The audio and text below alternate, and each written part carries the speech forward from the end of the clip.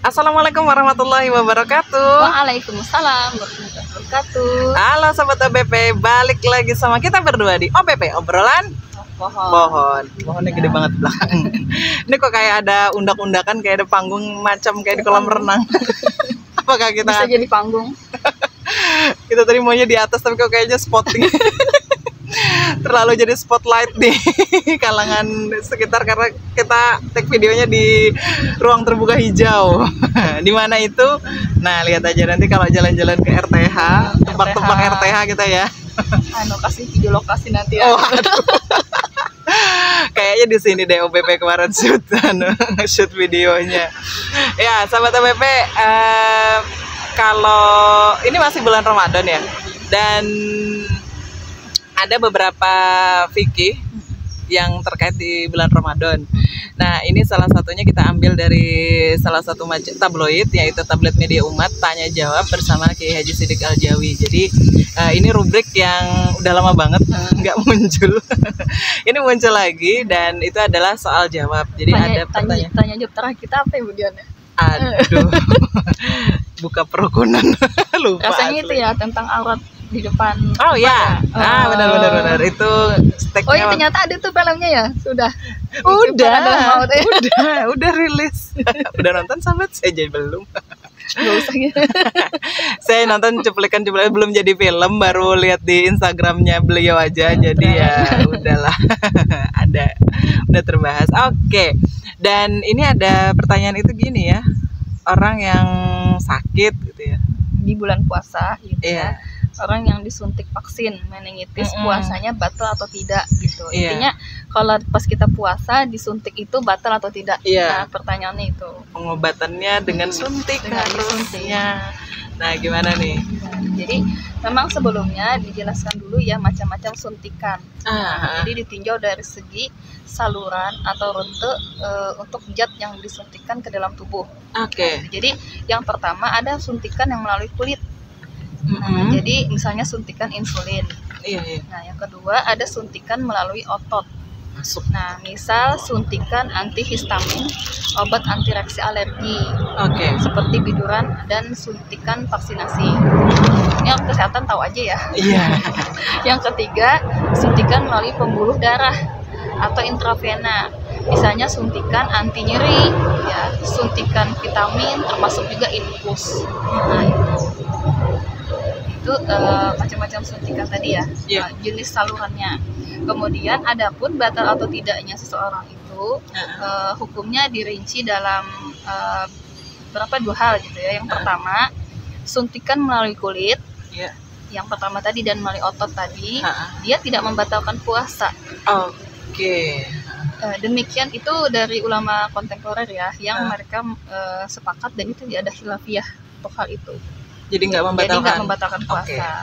Jadi ulamanya itu antara lain Syekh Abdul Aziz bin Baz, Syekh Utsaimin, Syekh Muhammad Bakhit, Syekh Mahmud Syaltut dan lain-lain gitu ya. Ini diambil dari Ahmad Muhammad Al-Khalil ya. Al-Khalil. Mufatirah Al-Siyam. Al-Mu'asirah halaman 34. Jadi sumbernya kitabnya di situ. itu ya berarti ya. Nah, kemudian dalilnya kenapa di situ jadi tidak batal gitu ya? Karena suntikan melalui rutenya kulit dan otot tadi tidak termasuk dalam pengertian makanan dan minuman yang membatalkan puasa. Maka puasanya orang yang dapat suntikan itu tadi dia tidak batal gitu. Jadi tetap sah secara syariah mengamalkan kaidah fikih tadi ya. Hukum asal puasa adalah sahnya hingga terdapat dalil yang menyatakan batalnya puasa. Nah, kalau yang kedua, fakta yang suntikan yang jenis ketiga tadi melalui pembuluh darah. Suntikan melalui pembuluh darah, hukumnya ada dirinci begini. Jadi kalau melalui pembuluh darah, yang pertama dia membatalkan puasa. Jika yang disuntikan adalah zat nutrisi yang menggantikan makanan atau minuman. Nah, yang biasanya dimasukkan melalui mulut. Infus berarti kah? Infus. Atau suntikan ini diberikan kepada pasien yang karena salah satu dan lain hal itu tidak mampu menerima makanan secara normal melalui saluran cerna. Jadi nutrisi bahan makanan itu dimasukkan ke dalam tubuh melalui suntikan intravena disebut apa sih nutrisi intravena. Misalnya glukosa, asam amino, lemak dan vitamin. Nah, jadi itu batal puasa kalau dia suntikannya itu untuk mengganti nutrisi makanan. Oke. Nah, kalau yang kedua, walaupun dia tadi melalui pembuluh darah, dia tidak membatalkan puasa karena jika yang disuntikan itu adalah cairan obat yang tidak menggantikan makanan dan minuman. Obat ya? Iya, obat. Nah, suntikan ini diberikan pasien yang memerlukan obat dalam dosis yang perlu dikontrol dengan cermat gitu. Makanya disebut injeksi intravena gitu ya. Yang menyuntikkan obat tertentu. Misalnya untuk obat serangan jantung, stroke gitu, dan keracunan. Nah, maka sebenarnya orang yang berpuasa kemudian disuntik misalnya vaksin itu tidak batal. Itu ingat banget ya waktu pas kita lagi zaman-zaman COVID. Kita harus suntik apa sih, vaksin maksudnya. Atau zaman dulu mungkin kalau melakukan ibadah umroh atau haji suntik dulu. Ya itu kalau haji kan nggak bulan puasa ya, kalau umrohnya Ramadan. Iya. Jadi tidak membatalkan puasa karena suntikannya itu tadi melalui otot. Kalau yang meningitis tadi. Tapi kalau yang tadi berupa penggantian zat makanan tadi karena itu berarti membatalkan puasa. Iya. Berarti menimbulkan rasa kenyang. Oke, nah itu tentang ya kadang ini kalau ragu gitu ya Bu ya. Kadang pas misalnya lagi kan kadang ada kondisi yang kita itu misalnya memang lagi sakit pada saat bulan puasa gitu kan. Kemudian harus kalau obat tadi enggak apa-apa ya berarti ya, walaupun lewat vena tadi. Iya kan ya? Iya.